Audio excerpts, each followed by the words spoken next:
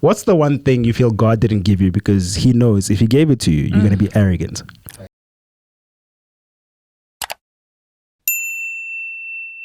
What's up, everybody? Welcome to another edition of the Before You Weekend podcast. It's the only podcast that hits harder than the Alabama Brawl chair. Why did you also sound like you're reading the news, like you are coming the news? Because I was about to say the guy's name. There's a guy we know in South Africa who introduces his podcast like that every time. I like it. It's just starting with shade. Problem is one. Problem is one. It's a podcast. It's not a radio show. Relax. Anyway, with the friends, Calvin, Ellen, how you guys doing? Nah, we're good. I'm good. Yeah. Nah. You guys are very happy for an angry nation right now. We're not part of the nation. We're not part of the nation. We're not angry. You're not angry? You gotta okay, rise above I have a reason to be angry, but I'm good. Today seems like a good day to just enjoy the day. Let's first start with congratulating you, Miss SA. Oh yeah, shout out. It was hot. It was really good. Amazing. Nah, Miss SA was really dope. Yeah. I think it's crazy because like we were talking about it backstage, like how we grew up watching. Like in my household, my mother never missed Miss SA. Oh, never. Like, and this year, shout out to my mother. She got to be in the VIP section of Miss SA. You understand? Nice. As a son. Boy. As a son. Come on. You understand? Okay. So she got to be there, which was really dope. But it was just like crazy because like we never miss it, and now it's like you get to see you know the artists, AKAs performing. Yeah. You got so and so singer. You got Zonke singing Lira. You know, and like we got to be on that stage this year. And I think that's crazy. And the guys in the back, like our DJ was like, yo, I think we're at the dry run. At the run through, excuse me, wrong term. Run through. He says, yo, Miss SA is big, ne? I say, You my have boy, no idea. it's a pretty big stage. It must be crazy. Yeah, it is. But the production is really dope. Everything is like handled at a high level, you know. So it was crazy that I think everybody was surprised at how we approach production. You know, as our team and our performance and whatever. I think people thought because, I don't know, maybe based on genre, maybe based on the Miss SA's like formality, whatnot, and we like the outliner, that we would approach it with, I don't know what. The outliner as if it was just zone outliner. 6. Yeah. You know? Yeah. But everybody was just like, yo. So you think the board is like, oh gosh, here they come. Hold your wallets, everybody. You know what it is? It was like, Relax just, here. you know, like those low-key comments you get where it's just like, and not even from like white people or anything. It wasn't like a race thing. It was just the room based on its classism. Yep. Yeah. Right? So you getting it from wherever just to be like, yo, y'all better not mess up. This is a prestigious show. Like, you know what I'm saying? Like, Oh my God. yo, y'all better pull up. And we like, no, trust us. But they weren't saying Don't it like mess that, up. right? Were they saying it there like I'm that? quoting somebody said, don't mess up. Like, y'all better show up. And I'm like, we don't ever half do what we Yeah. do. There isn't a stage. I said, I sent you a link to Idols. Go peep it. Yeah. Peep it 5 times. You know? And when we come off rehearsal, we're not even at the show yet. Rehearsal. Mind's blown. Everybody's just like, and it was like, yo, what did you expect us to come do? Do you know what I'm saying? So I think, but it's also another thing with just like performances in the country. We don't have a lot of performers in the country. Yeah. That's the honest truth.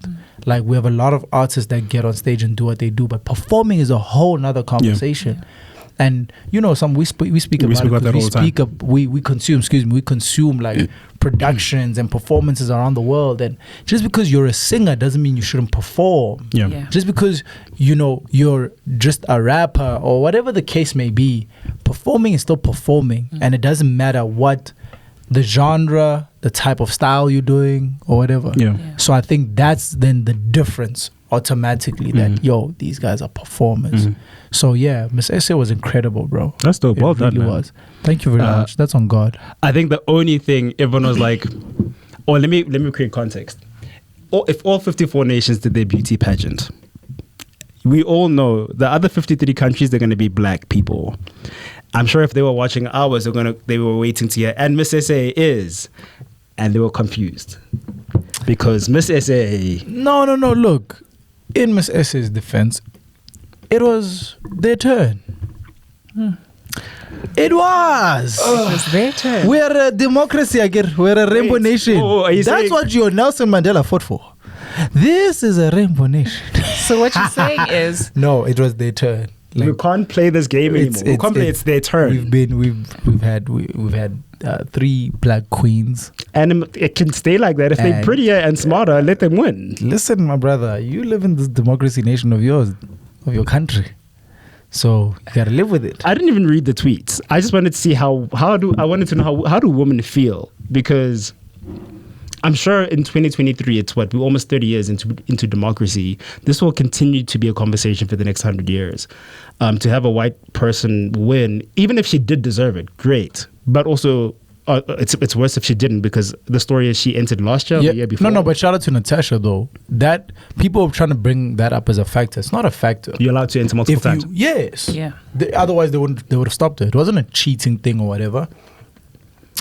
We've had previous finalists like that. That's not a first. Yeah. First thing. And the second thing is, it's also one of those, like if you try the first time and don't succeed, pull back up. Pull your socks up and come back again. You get what I'm saying?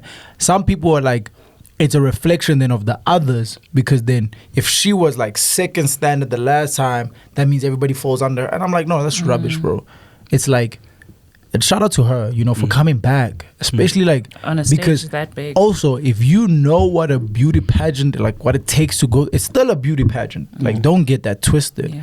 And they even threw in, I think that was interesting, dog. I only realized it later. Crown Chasers. They I don't threw know in what a that is. whole show. They've got a reality show or Called like Crown Chasers. a competition show called Crown Chasers, where they show the whole like process of how they get to the final show. I thought it was brilliant. Is it possible to rename it to the Crown and remove the Queen? What do you mean? Because there's a series called The Crown about Queen Elizabeth. Called The Crown. Is the one about like the tale About of, the Queen of England. is it? It's not. It's on I feel like Netflix. that title is more stronger. No, Crown Chasers. No, Crown Chasers makes sense because they're chasing the they're crown. chasing Yeah, we know, but you could just say the Crown and we'll know what that means, though. TK, you're being TK. Don't do that. Don't Stop do that now. That is not necessary. Come The on. Crown Chasers is a good name. Crown Chasers is a good name. Yes. Yes. But it's really dope. You should check some of the snippets actually. So I didn't manage to watch the whole thing, and I'm curious to hear This from is you. As the a, finale show. yeah. Okay. And I'm curious to hear what you thought about the show. Did Ellen watch? Did Did you watch it? I you watched. assuming she watched it. Yeah. So that Oh yeah. Sorry, guys. I didn't mean it like that. I just assumed because you're a woman. I'm so done. And no man's going, I can't wait to watch Miss SA. And if you're a guy who did Why that. not? Why not, TK? Why did you, it's one of those moments where SA's flag gets flown very high. What's Is it? wrong? Is it? You know what? You want to see your boys go, guys, it's time. Get the drinks. Get the drinks. Yeah. Did I you watched watch? for one thing and one thing only, and it was for The Crown. people. Nah, Oh yeah. no, I didn't. I think the last time I watched was with Zozibini, and that was the entire thing. Yes, right? 2019. Yeah. So other than that, I've just been, here and there and watching it on social media. Yeah. And I think it's because that's all we did when we were little. Like VCR, you were taping that thing and it was marked. crazy. And there was a library of Miss South Africa, and that's all we did. And the entire family gathered around and we watched it. So for now, it's like, I don't. It's crazy because I was like, I don't think it's as big as it used to be. There's just a thought that I had based on even like what you just said right now. Yeah. I don't think it's as big as it used to be. Like the hype of it all is like, yes, you can fill. I mean, the arena is only 8,000 people. Yep. You can still do that for sure. Yeah.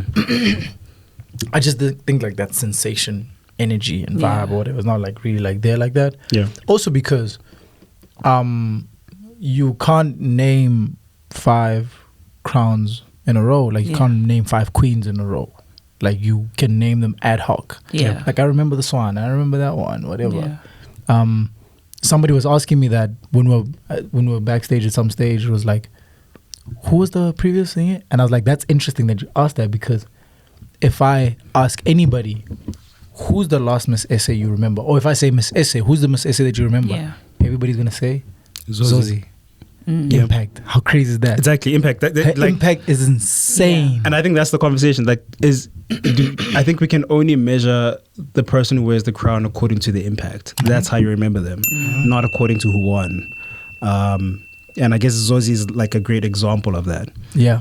But apart from that, I think what was interesting to see is how we get swindled as the audience. Like when they do that Q&A thing.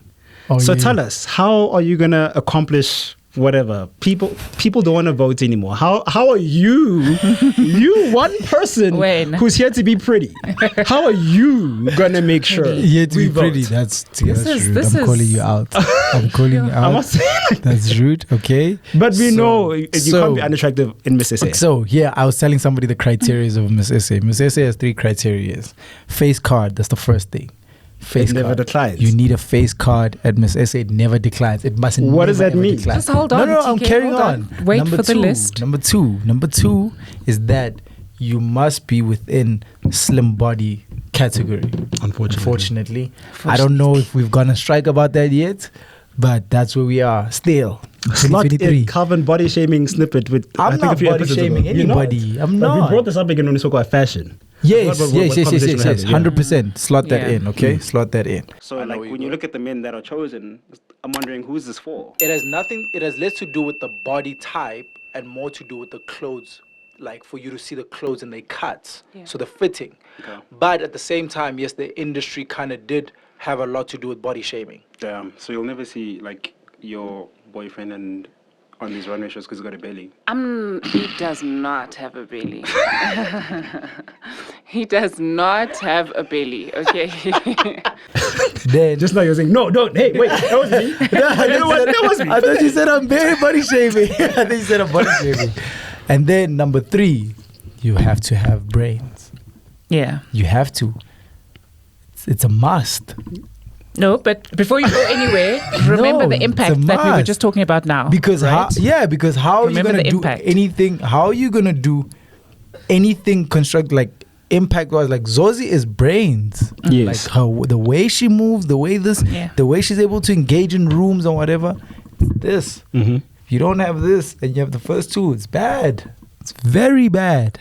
And it sounds bad. You can actually you can hear it from the conversation. You're on stage, on live TV. And that was my only issue. Like when I hear how they will answer the questions, like you sound way too articulate, which is good. I guess that works in your favor. Yeah. But then you think about the answer, like, did you really answer what that question was? And is it okay to admit that, I can't get 50 million people to vote? Or I forgot what the other question was, something about mental health and social media. Yeah. Like the questions, maybe it wasn't the contestants, maybe the issue was the question. I also think sometimes the questions are like you can't put that pressure on one person to accomplish that. Like that in a year, come on guys. No, it doesn't work like that in any space, in any world. But also maybe they do want you to say, look, if we're being honest, I can't do that because that's a thing. But this is what I can do where that conversation is concerned. Maybe that's then the constructive. I feel like that's because nobody says that. Everybody says, I have a solution. Exactly. I have a solution to. Exactly. I get you. You taught that. You taught how to walk. You taught how to what to say, when to say it. So. But that's why I feel like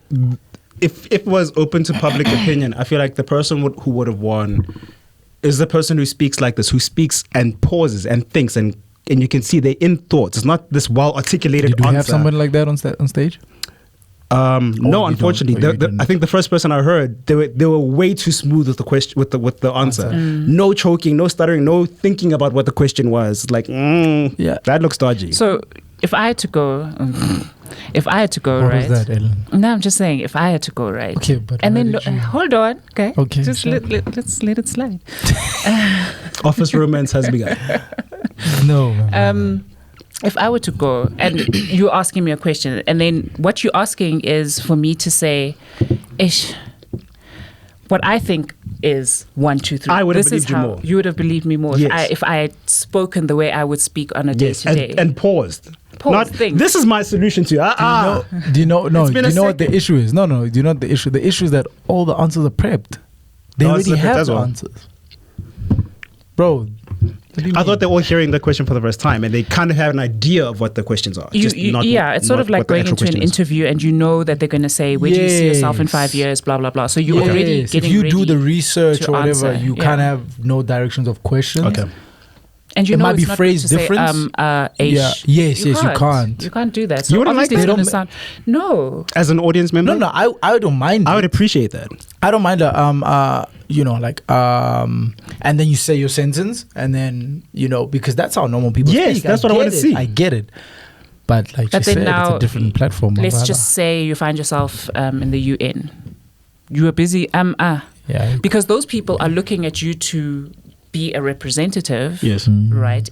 On those platforms, in those stages, right? So you just like Isan.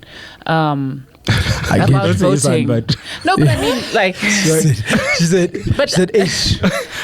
You're about to lose your job. that's if Ellen Minister had to go. of India. To your question. To your question, ish. what had happened was No. I remember that answer. So. But okay, and I hope you guys are like engaging in this moment. I feel like there's more authenticity in answering like that, where you take a break and go, hold on, okay, I hear your question. I think I'm suddenly in. That's a better way. I get that, but yeah. okay. So Ellen is right. Like ums and ums, not so much. Pause, think, answer, different. I don't think those two things are the same. Actually, True. Yeah. I don't think they're the same then to the conversation that we're having. Yeah. So pause and think. Yes. It was just in split seconds you have an answer. You would have acted out. You don't deserve would to have be went. here. You would have went for the Grammy. But the people that are there are very intelligent, right? That time They're you already have your doctors answer. and stuff. Yes, so exactly. So they've got these, it's conversations that they're probably having on a day-to-day basis, right? So if they do Good come point. with a response that's quicker than your normal plain Jane, then you must just understand that we are not all doctors, we are not lawyers, we are not. The only thing is whether the answer is right or wrong is like a different chat. Yeah. But they have The answer is always going to be subjective. 100%. The Alabama Brawl chair goes on tour. Another What? chair incident happened in Detroit. Goes on tour. Said, find my local listings in Detroit, baby. What? I'm serious. There was another incident. Hopefully I can find the video. There's an incident where someone else in Detroit had a chair and hit someone. And we still don't know what the context of that is, but you everyone need is to send assuming me- it must be racist. You need to send me that link. Is this I a need to movement see now? that. Do we have a movement on our hands? Listen, after what we recorded last week, I had random TikToks about this Alabama Brawl specifically. And I didn't realize why it's such a big deal among African Americans. One, the boat was named Harriet, for Harriet Tubman. Two, the dock where the ship goes, that's where they used to do their slave auction. Three, the first person who invented the folding chair is black. There was another fourth person they brought up, a fourth fact. I forgot what the fourth fact was. What a mess. It's like, how? There is no way this is an accident. What a mess.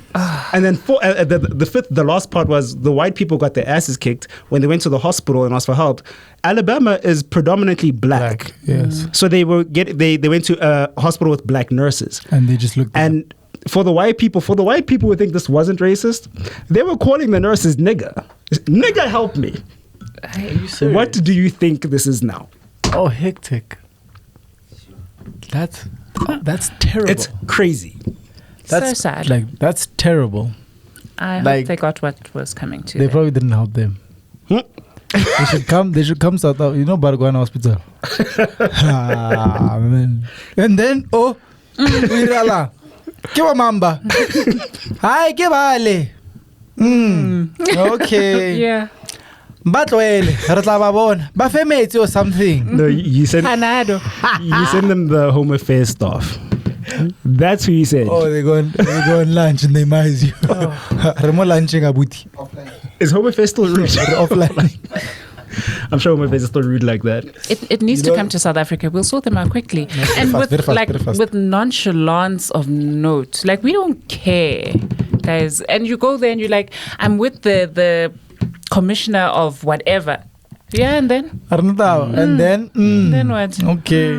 Okay. It's I saw this clip of Big Girl and his boys apparently somewhere trying to get immigrants out or whatever. That whole thing. Who? Big Girl. Okay. And there's this clip where he's got the guys on the floor and he's asking them, "Where are you from?" On camera. "And you?" "Yeah, someone's recording." "Where are you from?" "And you?" "And you?" "Speak up, man." Speak What's the response? Where are they from? They Malawi, Mozambique, Okay, and then what? like just out the country, different countries, a few common ones. Yeah. And you're what? And you're in the country. Do you have papers? They don't have papers. And you're selling? Oh, so you're in the country, you don't have papers and you're selling? Hey, and problems, eh? But I'm just also like, there's like the inconsistency of our service is terrible. Like we do work for PR. Yeah.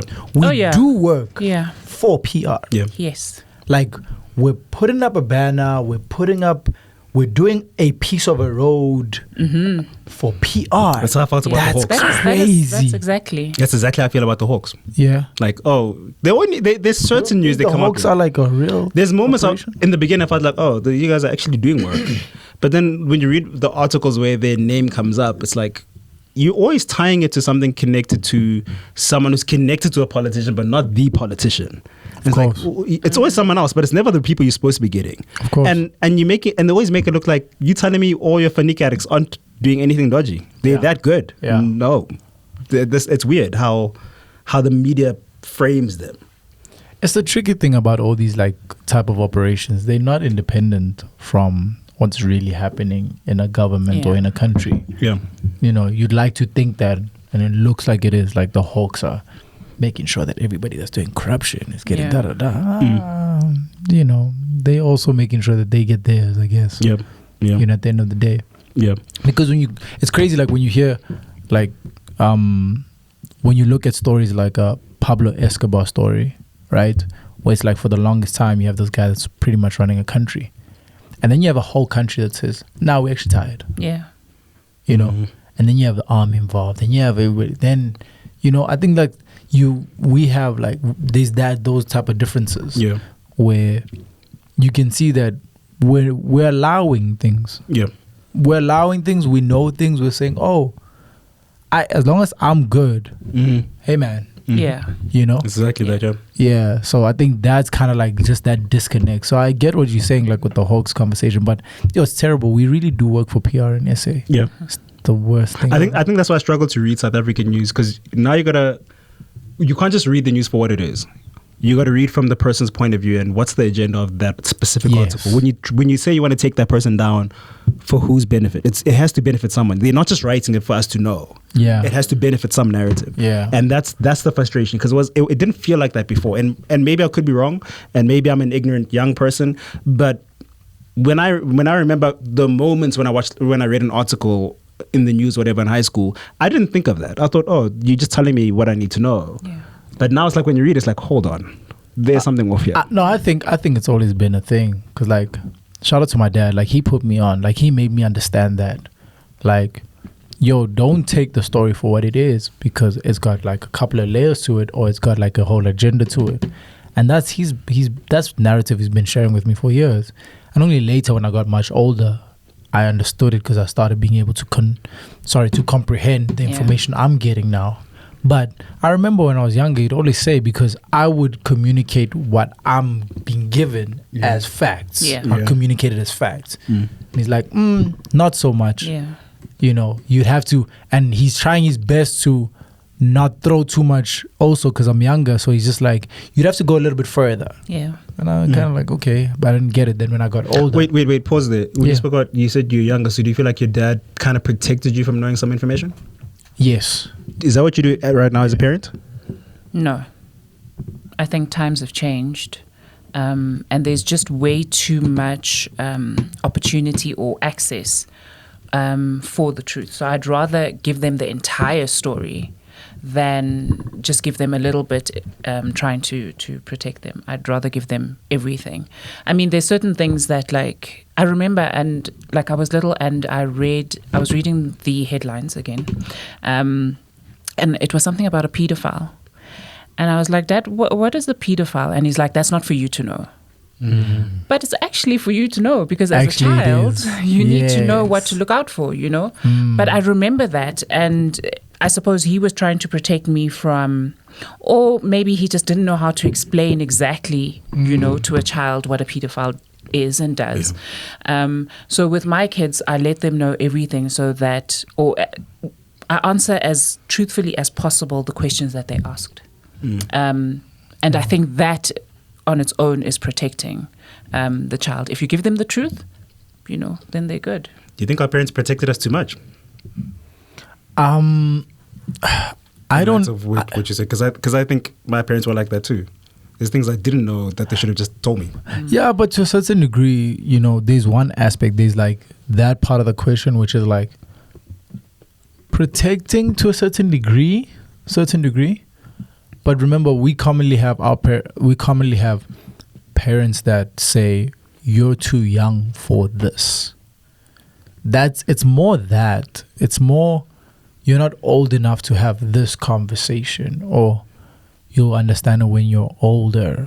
And less of a protective aspect. I mean, that might be there, and whether wrong or right, they might think that they're protecting you from whatever it is. But for me, by actual fact, if you're asking that question, I think it weighs more towards the fact that they just thought like we're too young for certain information, you know, and in some cases maybe it's what you said, like not knowing how to explain to this kid that this was happening in the government. You know, therefore you go with you're too young, don't worry about it. You kind of just opt to go with that. It takes too much energy to explain. Yes. Instead of like, I'll come back to you, let me figure out how to explain this thing. Then you go, okay, you know the thing you're asking about? Here it is. So if 5 fishers walk into a bar, what is the hardest thing for you to explain? Or maybe what was the hardest question you got from your kids? It wasn't a question, it was an incident. Oh, hectic. Around pornography with my son. And it was the second incident now. So I then went into the whole trafficking conversation and all of that, because I was like, listen. She went to the real truth. I was like, okay, I see what you are busy dabbling in here, right? But I need you to understand that this is where it comes from. You know, there are people that aren't doing this, you know, of their own will. So this is what's happening. And you've got a sister, you've got a mom. If either of us is kidnapped, something happens to us, this is where we're going to land up, you know. Besides, and that was the where I went the second time. The first time it was the whole, you have no idea what to do with this, you know. You're 13. And then what? What are you going to do? You know, you have no idea. So I wasn't, you're upset as a parent, right?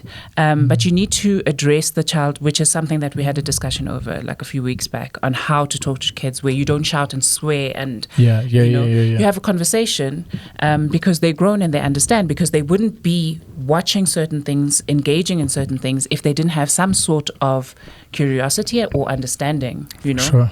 So that's how I went about it, and I'm not too sure how that's going to help, but I do know that there's certain things that'll, you know, stick, and I hope that that's one of them, that I can't be vouching for you know, loving on women and protecting women, because I've got a sister and a mom who I love and protect, but then, you know, this is the lane that I'm going in.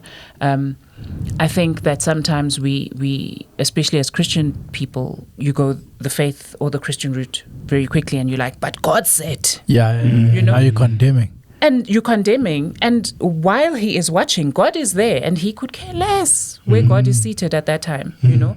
So you have to put that part in, as to, this is what we believe in, this is the type of family that we are, number one. Number two, this is the reality of what you're getting yourself into.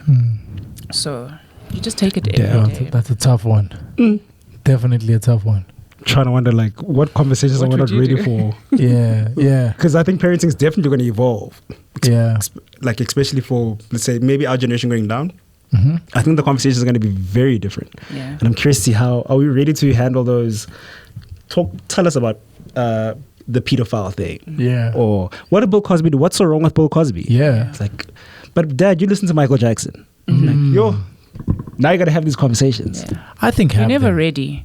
I think You for just me, have to have it. I think have the conversation, and I co-parented very heavily with my brother, from when he was in primary, like early primary. I co-parented a lot, and one thing I encouraged him to do was ask questions, like ask, and I said because obviously, for me with my parents, like my parents, the sex conversation only came later, bro. You got one. You got Your parents exactly. No, exactly. But it wasn't even. Yeah. Like, it wasn't even. Really, like, because by that time, I already knew what's what. Yeah. You know what I'm saying? Yeah. So you're not even No, asking just anything like because like your parents, No, like, you guys need this. No, this guy. No, man. No, but it was like, I think even for my dad, when he was having the chat, he was just sort of kind of like, yo, did you know? Like, that's how he was really talking to me. Like, yo, he probably went back like, into his days on some like, at 14 hours. you just don't want to move like that. Though. You want to move like this, like this, like this. But it was also part of the problem because, and I said that to my parents, like when I got older, I was like, the problem is like, you guys never set me down for anything. Yeah. And that's the problem. And so with my brother, I was like, if you're curious, ask. Don't ask your parents. They're not gonna know. Yeah. They're not gonna know, or Yeah. they're not gonna know how to tell you whatever. They don't know how to explain it or whatever. Yeah. So I also made it easier for my parents too, because what my parents would do in certain conversations, they would say, "Go speak to your brother," Interesting. and I'd have the conversations with him. Yeah. I didn't. So I've had every conversation with my brother. I can't recall any difficult conversation my dad had to have with me. I think the only one but he said it like really nonchalant. He was speaking about you growing up, and I expect you to be curious and try things out. But he didn't say, That's something you cannot say to me ever. and I think he's trying to allude to you're probably going to be curious and try drugs. At the time, I was scared of that stuff. Yeah, exactly. Don't Yeah. give me a different curiosity. Yeah, Tell me about girls or something. So that was really weird, but it wasn't like let me tell you. Yeah. Try weed because I know you'll be okay. But the other three, you'll be Don't. dead. I would have wanted that conversation. Yes, for sure. Seeing how, some of the white friends I had, kind of how they were raised is completely different. They have as long as you're with me, try it, do it, and learn your limits, or learn whether you like it or not. Firstly, obviously, I like that. And it was very interesting for me, So, I was part of these equations as well to just be like, okay, cool, this is what's being tried today, type of thing. But so and so's mom and dad is here. Yeah. And for them, it's like, you rather try that here, and if whatever happens, like we're here, or we can be like, okay, cool, call it to order, whatever, than to be wherever and overdo it because you're showing off and something really bad happens. And that's kind of one of the chats one of the moms gave us or whatever. So it's such a 50-50 conversation because like it's very tricky to do that, because then you can easily kind of go to disrespect where it's like, you're allowing this thing to happen and your child is just doing it all willy-nilly or whatever the case may be. But I also kind of get it. I kind of get it. And I took a little bit of that note for my brother as well. And I said, try it. So I told him the extremes of, like, for example, specifically like alcohol. Like, alcohol goes like this. Do you drink this and this can happen, etc., etc. I started drinking at this age, this can happen. Okay, cool. But this is what I'm saying. Taste this thing. Try this thing. Have a glass. Have whatever. Have enough for you to feel the change. Yeah. For you to know that, okay, this is what that change feels like, right? And then determine where you at. But for the context of the whole conversation, this thing, when you cross this line, you're no more just sitting and having a drink. Yeah. You're now an alcoholic. Yeah. And now it's killing you. And it's affecting people around you in a negative way, etc. So you know, every now and then when I see him, you know, we go out for lunch, he'll tell me, I tasted whiskey the other day. Ugh, I don't know how people drink that thing. I say, okay, interesting. Which one did you have? What is it, Jameson? Or whatever, you know, or I had vodka. How do people drink that thing? Or he goes, okay, no, I think I like that other thing. Yeah, whatever. Whether gin or whatnot. Like, I think I like that. Okay, it's like, it's just chilled. I like the fact that it also tastes nice, so it's just relaxed. But I know if I drink too much, because it tastes nice, you could drink too much of it. Then I'm like, okay, that's interesting, because now you're thinking about it. Do you know what I'm saying? So I think that approach for me was just like, I was taking a note from like what I learned from that parental style from my white friends. Yeah. Versus my parents saying, don't do it. You know?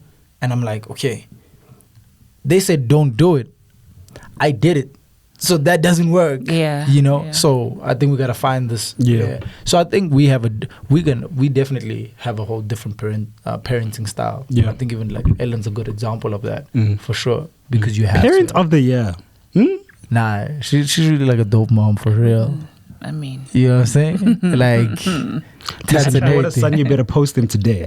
You better like, share, comment, and subscribe. Exactly. But first, like, comment and subscribe. We'll do the parent stuff later. All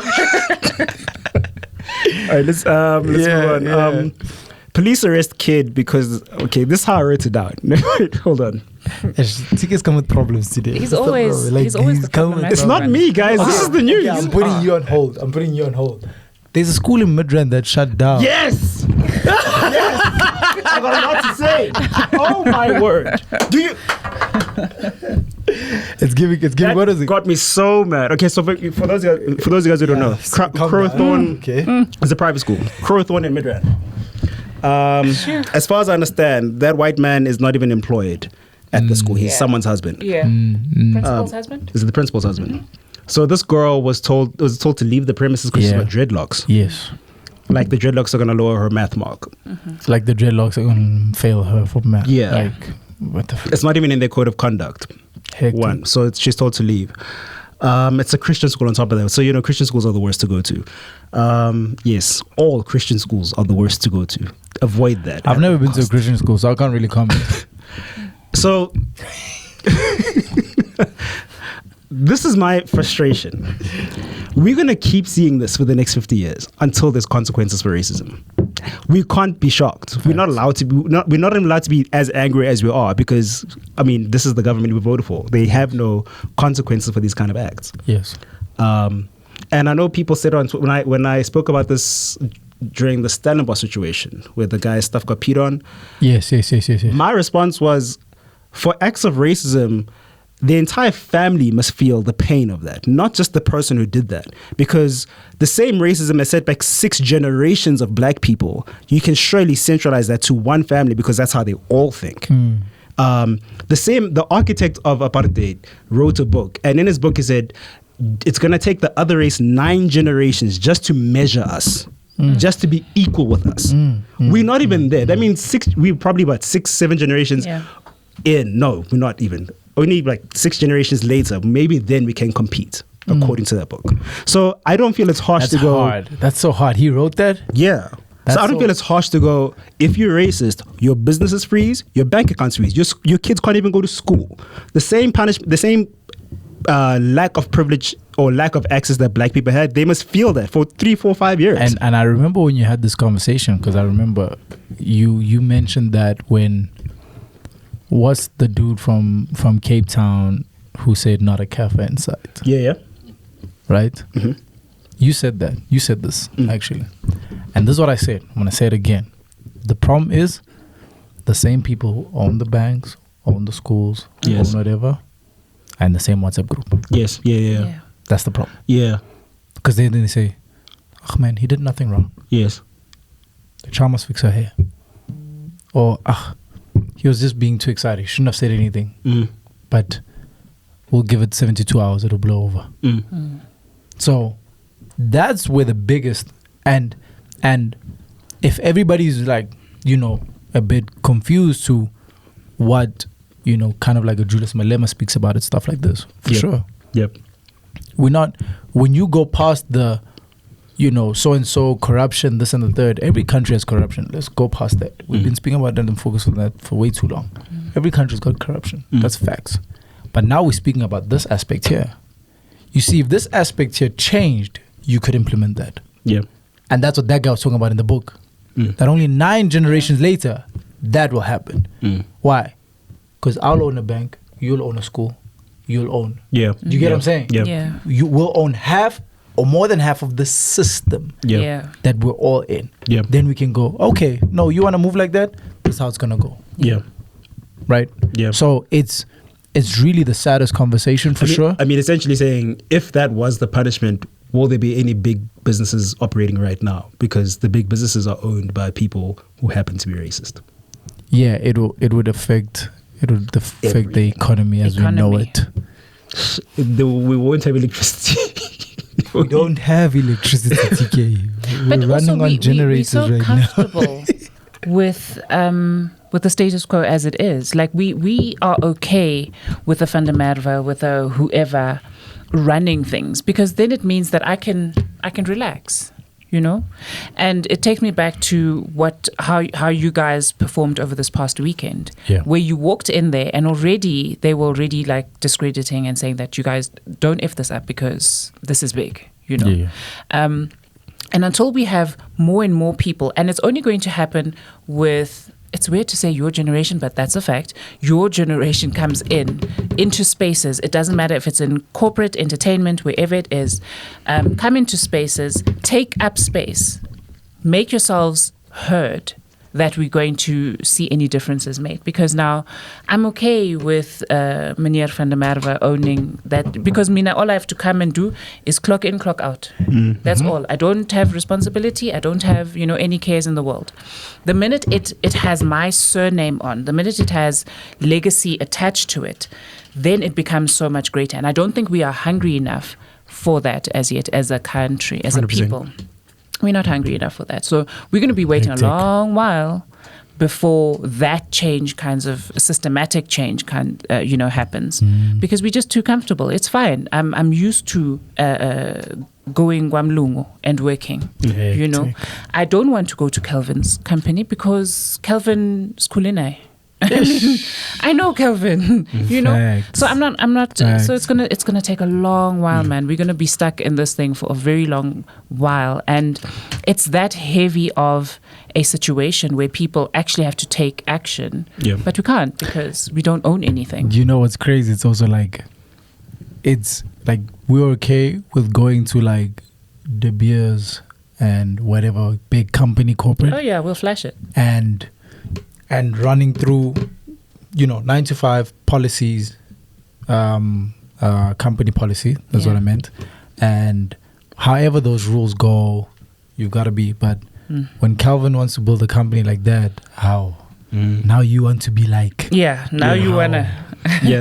You have too much audacity as a black person to do that. And I think that's just very wild as well. And it's one of those things that are just like, now you want to be like them. But also you working there, or you don't mind working there. But when you want to work here, you don't, man, I'm just quickly going, just for a couple of days, man, I'll be back. I guess but I guess we're like in a generational transition where we have that audacity to go, but I want to do that. Who said I can't do that? Yes. It's coming, just not yet. It's just so, that stuff makes me mad. Like, how... And I wouldn't be surprised if Twitter said, "Oh, we have Panyaza Lesufi. Why aren't you doing it?" No. Why do we rely on one guy? Yeah. We are 90% in this country. We don't need a politician to do something. We could all go, okay, this school closed down. Was it Girls High? That Afro incident? Girls High. How did that go? I think they changed the policy around here, but I don't know if it's been finalized. Okay. Yet, still. I don't know right now. Please correct us in the comments if you do know. But I think they did have to look into changing that. Man. Yeah. I mean, it's like pretty, sometimes, and you're right, like maybe even the change becomes us not waiting for, or like we're busy tweeting to our president and the party. And I mean, that's a social media account. I don't know if people realize that. And someone gets paid to run that account, Might be civil mercy, who knows? You know? Like, not digital vibes. it's not the president behind that account, guys. Yeah. You know? And instead of that, it's like it's us taking the action to be like, yo, this is happening in the school. All right, until something happens, the school's not operating. Yeah. We're not burning anything. We're not burning. We need the school to operate, most definitely. We're just shutting it down. But the school's not functioning. Yeah. No. That's, you know what I'm saying? That's exactly what happens in Tanzania. Nobody's So when I was talking to the people there, they said if a white person does something that is racist, they close the shop down the next day. There's not a question. Everything stops. It's not a it's not a court case. It's done. Yeah. You finished. And it's like, oh yeah, so That means makes sense. even they understand they're guests here. We give them the privilege to operate here. Yes. And now it's like, have we been oppressed for so long and so bad that we forgot that, oh, the 90% could actually do something? Yes, we have. Yes, we have, and I agree with that. And that's we sad. definitely have. We definitely It's and it's not just white schools, and it's not the same. It's not the same thing, right? Just case in mind, like my son had his birthday sometime last month, and he wanted a Legends haircut, right? So I took him and I got him a Legends haircut, and I don't know, man. There's something about our blackness that we can't really explain to somebody who is not black. You know, and that's not even coming from a bad place. It's just fact. I can't explain what it feels like to wear my hair a certain way, to dress a certain way, to tie my duk in a certain way. You know, I can't explain it. It just is. And he walked different. That kid, I have to make sure that he washes every nook and cranny on his body on a normal nje day. But when he got that cut, when he got that fade, boy. Come on now. He walked different. You feel right? me? The magic of the fade. Telling you. I cannot have my son walking around all nappy headed like when I like people with fades. But anyway, that's not, you know, like you gotta like, no, boys, come on. What just happened, guys? Where did we go? Guys, just fix yourselves. Back to business, right? So Monday he goes to school and uproar. Because I told him, I don't want any crazy lines. Don't be making any designs or anything. It's just a cut. It's just a nice fade. So it was just a clean fade? It was just a clean fade. Okay, cool. Not allowed. And Not allowed? Not allowed. I've sat on the... a fade. Council. A fade. I'm trying to understand what's going on. Okay. Fade, right? I've sat on the council. To interrupt these signs. And...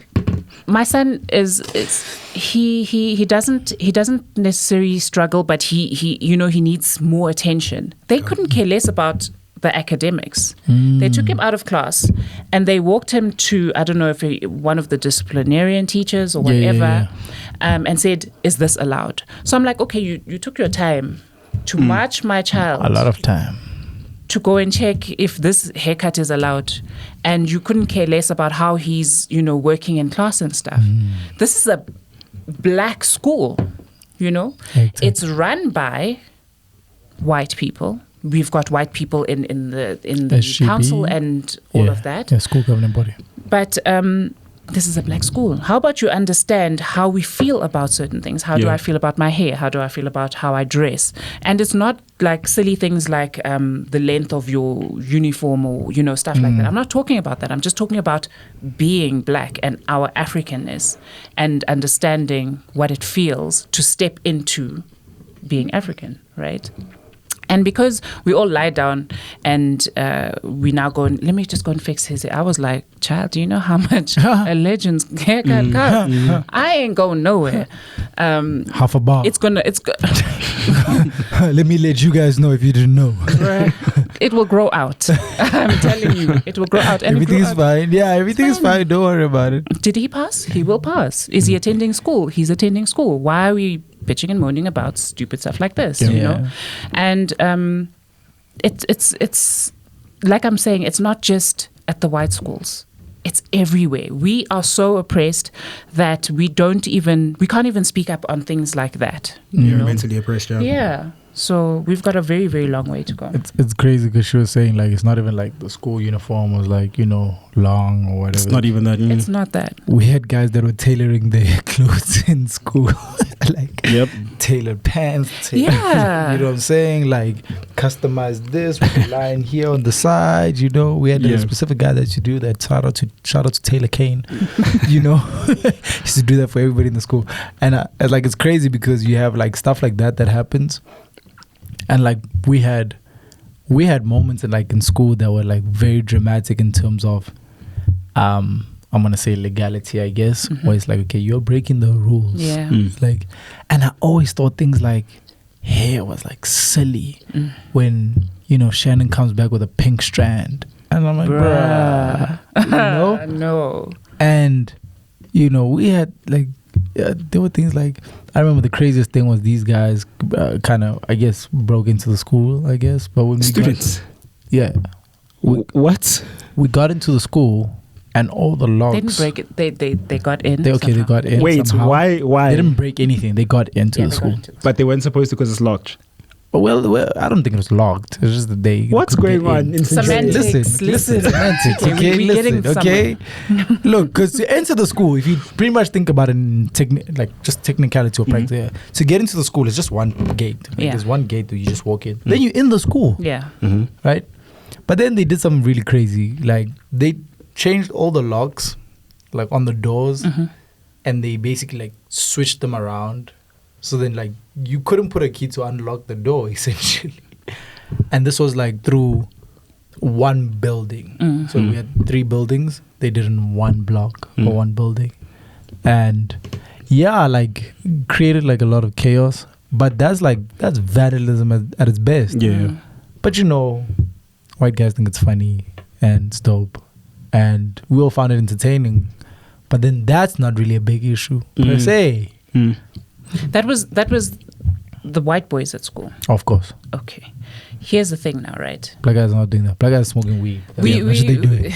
We don't want to be like the minute the bell rings, we out. I've got no time to come back to the school to. No, we're not trying to. Wait, before you continue, like I think when we were still rivals, someone from your school came to our school during the evening and to get like so about the rivalry, guys. spray painted a penis on our rugby field. No, nothing happened to those kids. Yeah, of course nothing happened. Continue. No.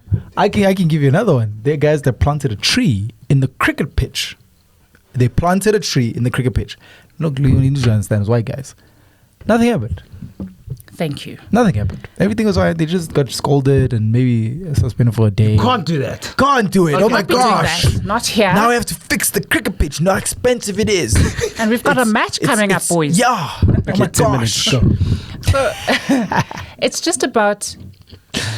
I can't wait for the day that we step into, and the problem is we're losing so many of the pioneers that are bringing us into the era that we need to be in, right? So take Ricky Rick with Cotton Fest and stuff like that. But also remember, we never die, we multiply. Right. Sorry, Drip is everything, right? The way you dress as a black person is everything. Yeah. It means so much. It goes so much deeper than just what you have on, like the guy that used to tailor your stuff. 100% Taylor Kane. That's us, you know? And another thing, we can't explain it. It's just who we are. We are stylish. We are fashionable. It's who we are. We cannot sell it. You guys want it. You can't get it, unfortunately. But anyway. So you get things like that. And then they're going to moan about small things like that. You've got a tree in the cricket pitch. Yeah. The whole thing. No, nobody's going to get into trouble for that. But I've got my pants tapered and I'm looking all. It's a problem. It's a problem. And then your parents are called in and then you are suspended and etc. My mother needs to leave work now. I've got a fade. It's a problem. It's a problem. But then Jono with his what do they call them? Highlights, and he's got his mohawk tips. and the tips and what fish paste. All of that is let go, you know. So I just can't wait for the day where black people say that, is this hurting you? Like, why is it hurting you? Why utlwa pain? Just because I look good. Damn. You know? Like I look good, and then now when are you feeling some sort of way? No, get a stylist. This is why I want white friends. I don't know why. Do I scare you? Like, I want to have these conversations. I want to ask them. Like, the last time I had a really good conversation with a white person, I was at the airport and asked them, and we happened to be the same age, and asked them, at what age did your parents teach you about money? It's good. And he started telling me his story, and it's like, okay, I can see there's places where we are similar, but there's also places where we're different in how we were taught. And those are the only conversations I'm trying to hear. Like, so let me understand why your thinking is this way. Yeah. We're not going to fight. I just want to learn. And you guys know me. I like asking questions. I just want to hear people speak. I don't know why they're afraid of those rooms. I had an interesting experience with a white person on a plane, actually.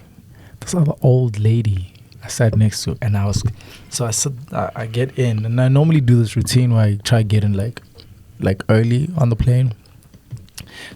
And that's a trick for those people traveling, because then when you come in early, you've got space for your bag if you're doing a carry-on, and you don't have issues with space. All right, cool. So I get on, I'm sitting, I'm chilling, and this old white lady sits down, and I'm like, oh, Father God, please, I just want to get to Cape Town safely. I don't want problems, because I'm from the corners of I wish a nigga would. Do you know what I'm saying? And, so, but I always approach respectfully. I always do that. And plus, she's an elder, so are you okay? Do you need help with anything? That type of conversation.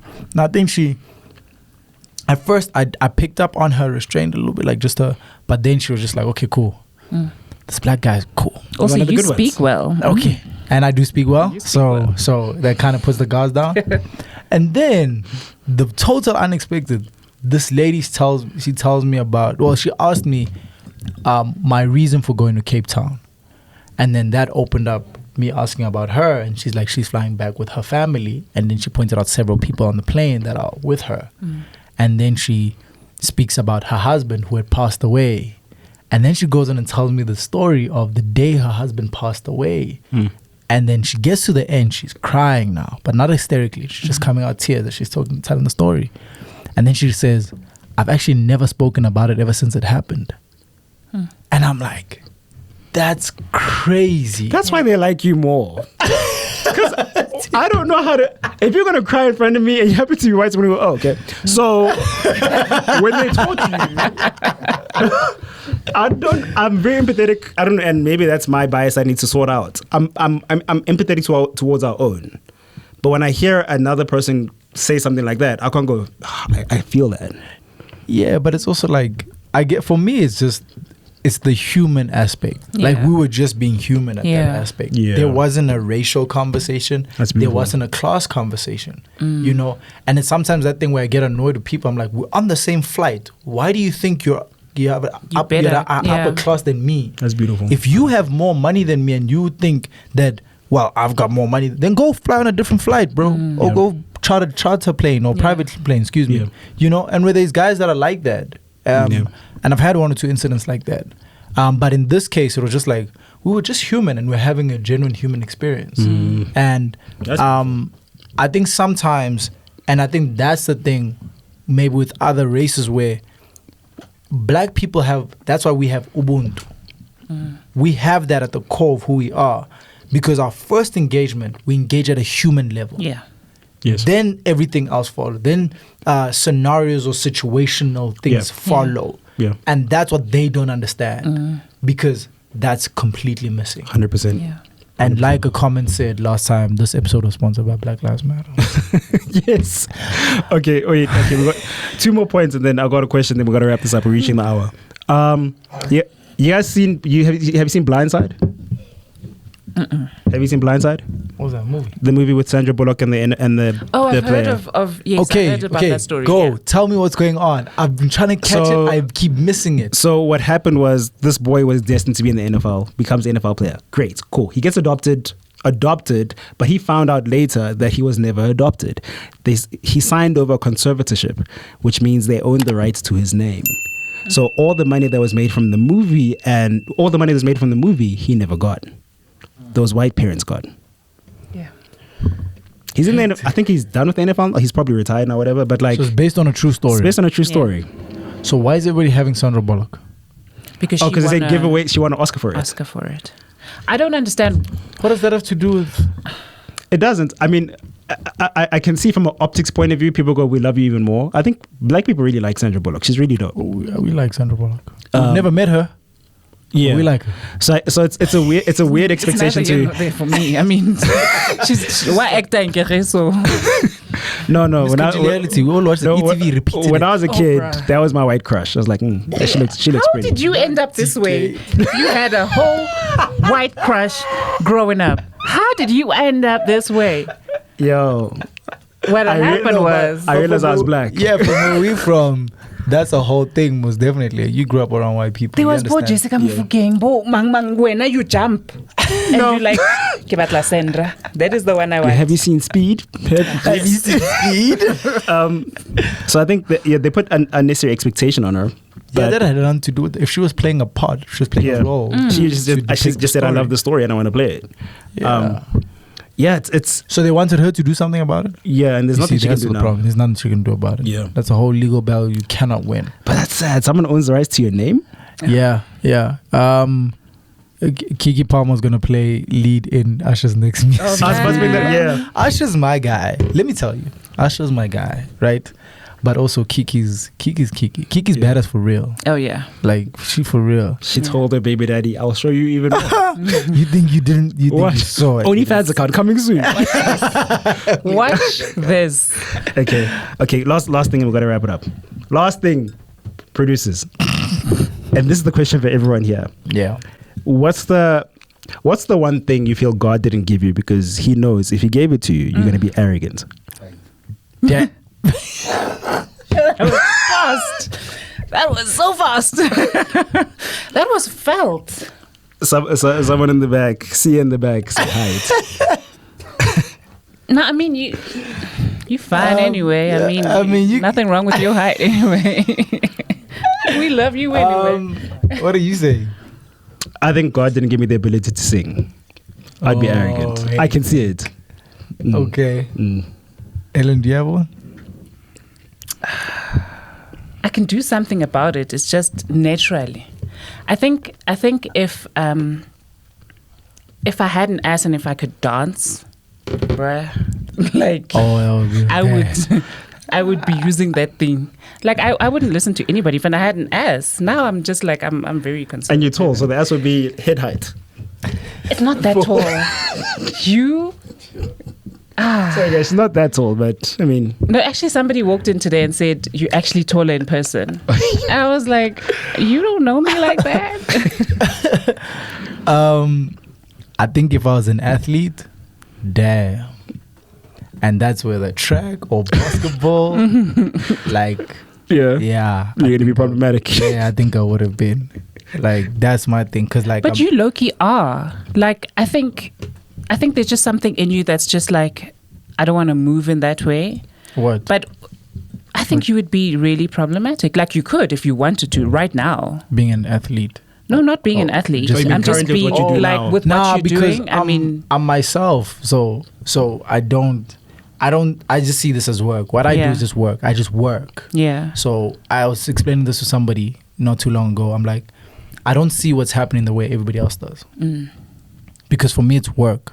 I clock in and I do what I need to do. Yeah. You know, it's almost the same as an athlete. But I think athletes that I look up to, it's like for them, it was never about the glamour. Like for Kobe, it was never Yeah. about. It was like, yo, we coming to work. That's what we're coming to Yeah. do. All the other stuff is the result of the good work that we do. Yeah. So I don't see it like that, and hence why I can't tap into that thing. Yeah. But I think because of my perspective of an athlete, and even coming up, even when I was like doing track and doing a bit of ball and whatever, and aspiring to be an athlete, I had that thing like, yo, if I could become an athlete, Yeah. I'm gonna LeBron it out. over. I'm coming out like that. You know what I'm saying? So right now where I'm at, I never could see it when I was younger. I never saw this. Yeah. I just knew that I would move in a certain direction and success definitely because I'm driven and I work hard. Yeah. But I never saw this, so I don't see it like that. So that's interesting. I'm curious to hear what you guys are going to say in the comments. This has been a fun hour with Ellen and Calvin. Yeah. On Before You Weekend. Calvin, do what you do. Shout out. Thank you very much for everybody for watching. Please like, comment, subscribe, and share. and follow us on social media as well. You can follow us on our individual pages as well, but also follow on at Before You Weekend on Instagram. On Instagram, right? Yes. Okay, this was Before You Weekend, where we talk about the week before it ends. Thank you very much, everybody. Please be safe. And what's today's note? I don't have today's Wear condoms. No, oh my gosh. Apparently we have a shortage, so I don't know how they're going to do that. But anyway, that's it. You guys stay safe. Thank you very much. One time.